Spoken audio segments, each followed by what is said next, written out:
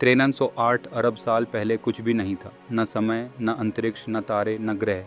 फिर हुआ एक विस्फोट जिसे हम कहते हैं बिग बैंग। बिग बैंग, यहीं से जन्म हुआ हमारे ब्रह्मांड का और शुरू हुई वो यात्रा जिसमें तुम हो, मैं हूँ और सब कुछ है। बिग बैंग के बाद गहरे अंधकार में तारे जन्मे, आकाश गंगाएं बनी और फिर लगभग 4-5 अरब साल पहले एक मरते हुए तारे की राख से हमारी पृथ्वी का निर्माण हुआ। शुरुआती पृथ्वी एक उबलता हुआ आग का गोला थी, चारों ओर गर्म गैस, लावा और जहरीली गैसें। जीवन की कोई संभावना नहीं थी। लेकिन फिर शुरू हुई बारिश, लाखों सालों तक लगातार होती रही और पानी बना सागर। इन्हीं गहराइयों में जीवन की शुरुआत हुई, एक सूक्ष्म कोशिका से। यह जीवन का पहला बीज था जिसने आगे चलकर सारी जैविक दुनिया को जन्म दिया। वो एक कोशिका बंटी, बदली और धीरे धीरे विकसित होते होते मछलियाँ, कीड़े, पौधे और डायनासोर बने।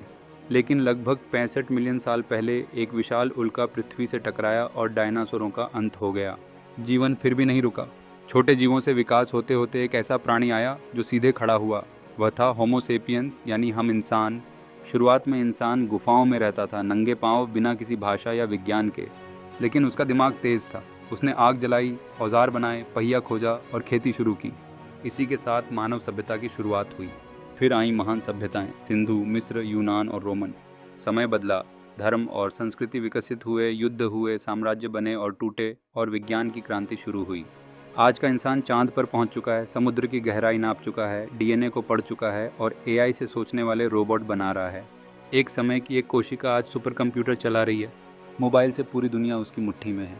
लेकिन आज भी सबसे बड़ा सवाल यही है, हम क्यों हैं, कहाँ से आए और आगे कहाँ जाएंगे।